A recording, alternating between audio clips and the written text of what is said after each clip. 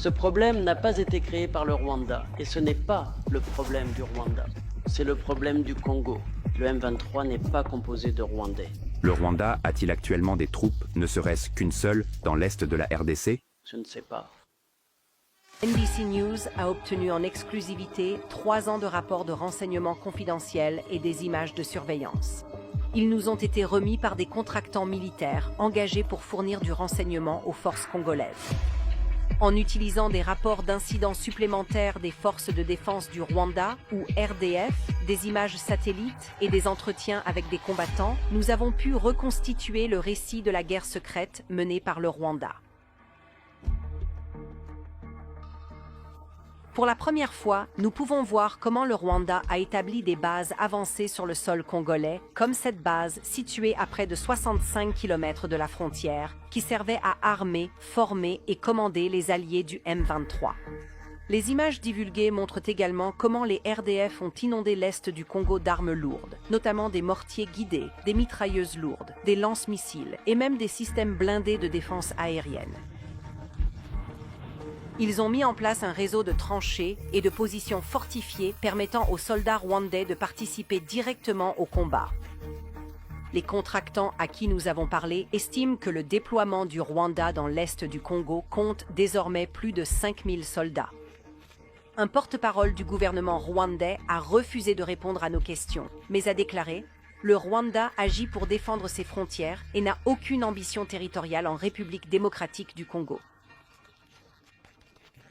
En chemin, des fissures sont apparues dans la guerre secrète menée par le Rwanda. En mai 2022, les forces congolaises ont affirmé avoir capturé 2 soldats rwandais sur le sol congolais. Le Rwanda a nié ces faits, affirmant que les soldats avaient été enlevés de l'autre côté de la frontière. Mais NBC a obtenu le rapport interne des forces de défense rwandaises sur l'incident, confirmant que ces soldats ont été capturés alors qu'ils participaient à une attaque du M23 contre une caserne militaire congolaise. Le rapport recommande une sanction pour leur commandant, qui a permis à ces soldats de participer à l'attaque tout en portant des insignes militaires rwandais. Pour préserver le secret, le Rwanda a commencé à équiper le M23 et ses propres troupes avec les mêmes uniformes et équipements non identifiables, rendant presque impossible de les distinguer les uns des autres. Pour éviter la capture et l'identification des systèmes d'armes rwandais, il les faisait passer la frontière vers le Rwanda chaque nuit, dans un va-et-vient constant. Les FDR retiraient les corps des soldats rwandais morts du champ de bataille, et lorsqu'ils ne le pouvaient pas, ils les dépouillaient de leurs papiers d'identité et de leurs insignes. Malgré ces mesures, le nombre croissant de morts devient de plus en plus difficile à dissimuler. À l'aide d'images satellites, nous avons compté un à un les sites funéraires dans ce cimetière militaire rwandais. Depuis 2021, le cimetière s'est agrandi de plus de 900 tombes. La plus forte augmentation a eu lieu entre la fin 2023 et le début 2024. Durant cette période, l'armée congolaise a mené une vague d'attaques de drones à l'intérieur de ses propres frontières. Il y a eu tellement de pertes rwandaises qu'ils ont failli perdre la guerre. Cette frappe de janvier 2024 a détruit une base des FDR et un dépôt de munitions près du village congolais de Kiwanja.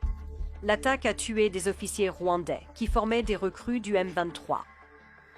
Un porte-parole du gouvernement a refusé de répondre à nos questions concernant les pertes rwandaises, mais a déclaré que notre reportage sur leur cimetière militaire n'a, je cite, « aucun fondement dans la réalité ».